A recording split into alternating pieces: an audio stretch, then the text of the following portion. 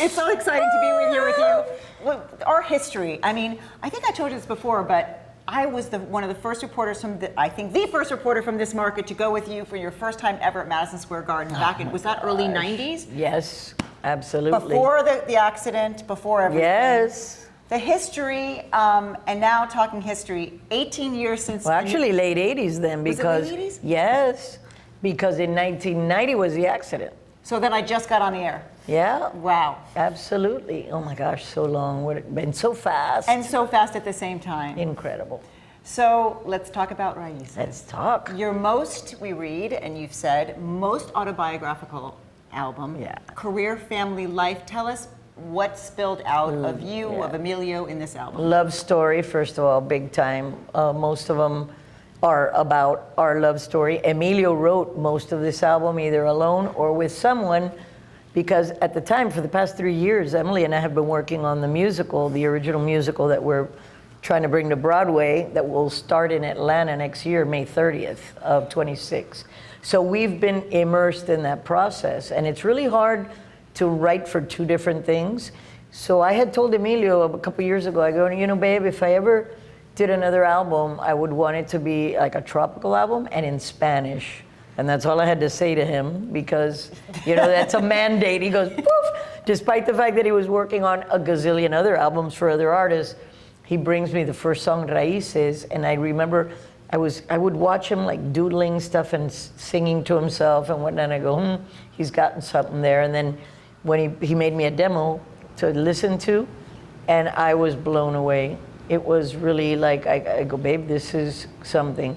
He goes, would you be okay if I run with this? A lot of them? And I go, absolutely, babe, I can't even think about doing that now. And you know him, it's like, he said, I'm gonna write a book, there's the book. And I was like, you don't even like to read, and he wrote a book. And then he brought me these amazing songs, and they're all, he says to me, I wrote you a love song. I go, oh, you're gonna sing it for me? He goes, no, you're gonna sing it to me. He wrote his own love song. This is what he wants you to say about him. Exactly. But obviously it worked. And I believe every word, because it's exactly how I feel about him. And I wrote a song for my grandson, Sasha. That's the only one that I did complete. And then there was so much fun stuff, like Vecina, the new single. I just heard the hook, like, no sé nada, no sé nada. I go, baby, that's a hit. He went back, he wrote the Vecina, the bulk of it, and then I wrote the improvisations at the end because I was so inspired, and we shot it at the first place my mother and I lived when we came to the United States. Well, I was going to ask you. We're going to go back to Raices in a minute, but let's go to, since we mentioned it. It's called Vecina, which means the neighborhood. La Vecina, no, the neighbor. The neighbor. So it's kind of a gossipy, upbeat song. Yes, it's about that neighbor that we all have that's in everybody's business when you don't want her to be. Yeah, absolutely. And why did you want it? Because you used to live by Marlin Stadium, and you could feel that history when you see that video. Absolutely. Why did you want it there in that authentic place? Because Emilio hadn't even realized that this is my 50th year with him as a musician. I joined Miami Latin Boys in 1975. My first official gig, we rehearsed through the summer, but Emilio was in Japan buying stuff for a t-shirt company that he had on the side of his Bacardi job. And it was the dance where everyone from his hometown, he organized the dance.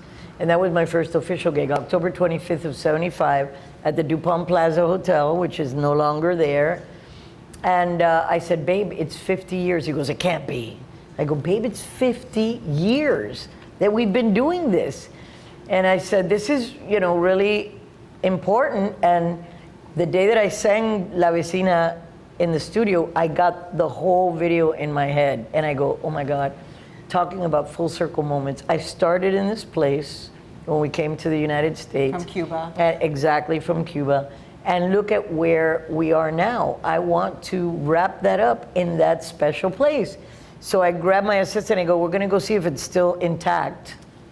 It was exactly the same, except for the doors that couldn't be jealousy anymore. They had to make them, but they were blue and really cool.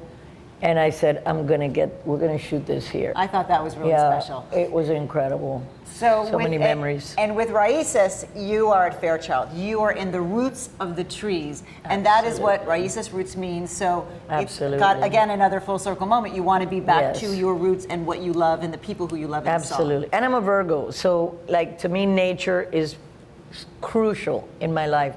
So I went to the most deeply rooted place in probably Florida, I think, because this place is over 100 years old. It's got trees that are also from Cuba, that are some of the biggest trees there. And that tree where I'm singing in between the roots, there's one of the pictures in Raices is Emilio and me as little cowboy and cowgirl. And with AI, because I also wanted to bring it to today's world, we brought pictures to life. And there we hug each other. And in that picture, I am between the roots of a ceiba tree, just like I sang in one of the looks. I didn't want it to be fashiony. I picked something that I look like either a tree or that I could be mixed in with nature. I'm barefoot, so freebie for OnlyFans that like feet. I'm barefoot in the thing. And because I wanted to feel the ground going through my root chakra, and it kind of mirrors your journey in life, that walk that I'm doing through the video. And I waved goodbye to my parents in a picture from Cuba that made me cry when we brought it to life. Freaked me out a little bit.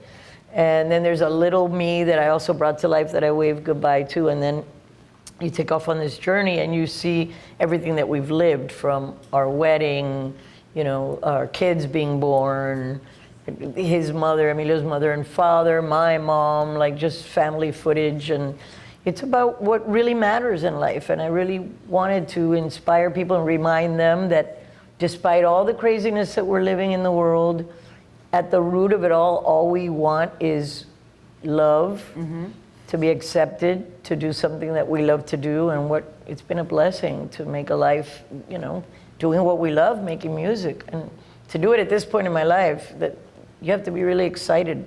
We've always been very excited about everything we put out there. Not getting political, but right now, this is a tense time for Hispanics in this community.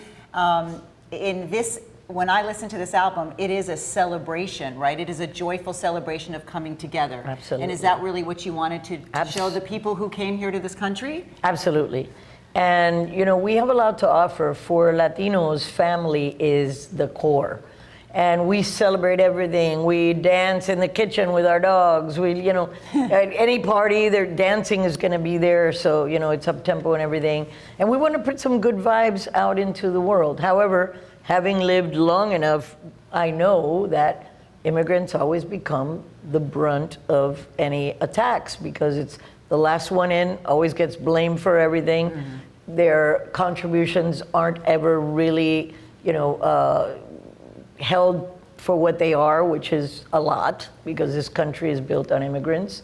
And I just wanted to put positivity and love out there into the universe. And you feel it when you listen to this album. I'm glad. You are also, a little birdie told me, who's sitting over there, a little birdie told me. A big birdie.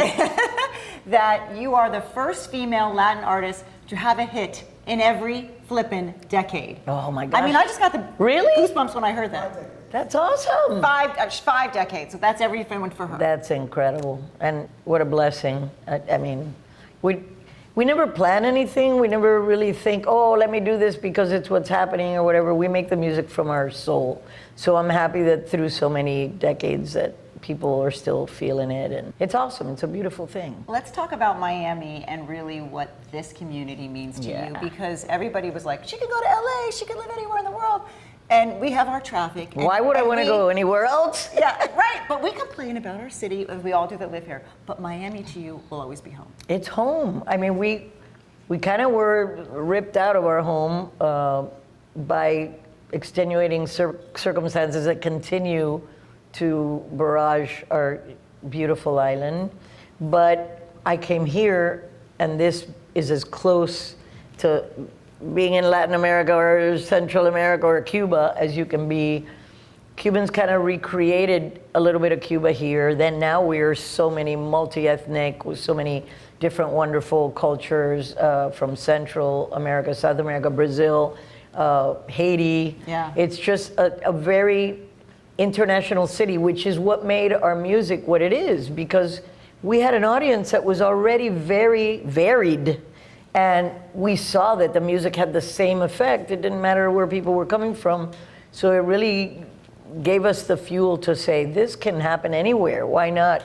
But I wouldn't want to leave. It would be like ripping me out of my home again, and now everybody's moving over here now. Yeah, they've all discovered it. It's like, but the people, do you get tired of sometimes the people going, Gloria? no. How could you get tired of all that love, for God's sake? And it's better, in this time in my life, it's more chill. It's not like when you're in the center of the eye of the hurricane, whatever, when you're new and doing something fresh and different and whatever, where young stars find themselves.